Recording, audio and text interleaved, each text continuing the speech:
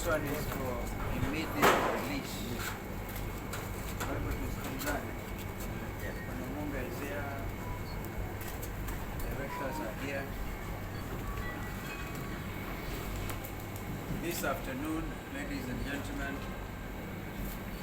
I visited the offices of the East Africa Tea Trade Association, IATA, here in Mombasa, where I held candid and constructive discussions with the association's leadership, including the Managing Director CEO, Sir George Omunga, on the state of Kenya's tea sector and the wider challenges confronting our farmers, our traders, and our exporters. I was encouraged by IATA's clarity on purpose, their vision to secure the best value for African tea in the global market. Not just Kenyan tea, because we realize that this association actually represents how many countries again? 10 countries. Their vision is one that speaks directly to the aspirations of the more than 1 million Kenyan households whose livelihoods depend on this crop.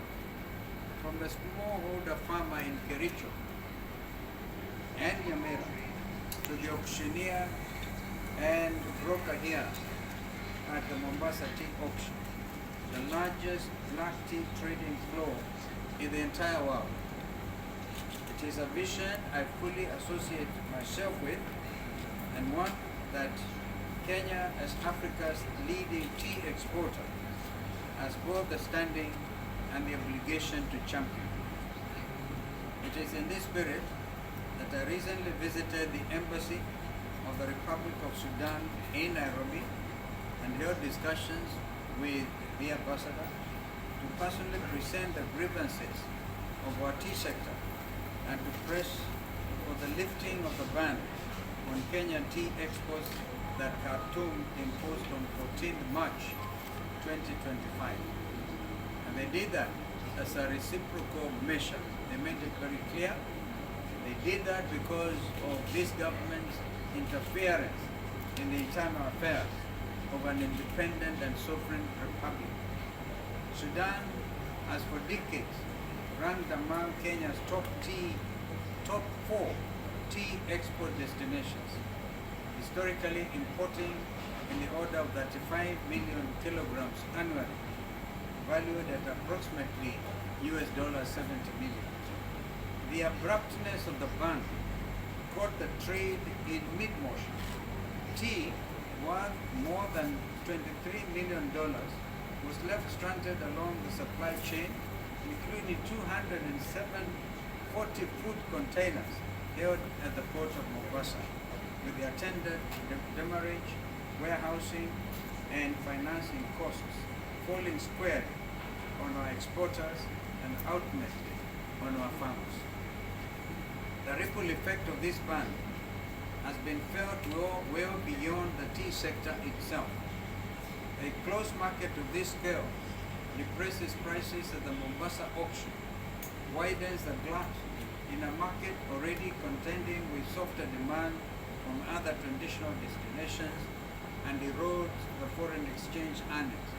The tea, historically one of our top 3 export commodities, brings into the country that is at least $20 million per week. It threatens bonus payments to farmers, strains the cash flow of processors and factories and the Kenya Tea Development Agency and private millers alike, and in aggregate weakens the very foreign exchange base on which our shilling, our import bill, and our debt servicing obligations depend. When a market of Sudan's size closes overnight, the shock travels from the auction floor here in Mombasa to the family budget in Kericho within a single trading cycle. This is precisely why I have made the revival and diversification of agricultural export markets a pillar of my 13-point agenda for Kenya. Our proposed economic recovery program is built on the understanding that Kenya cannot tax and borrow its way out of hardship. We must produce, we must add value, and trade our way out of it. Under this agenda, we will pursue aggressive, interest-based economic diplomacy to reopen and safeguard markets such as Sudan's, accelerate value addition so that more of our tea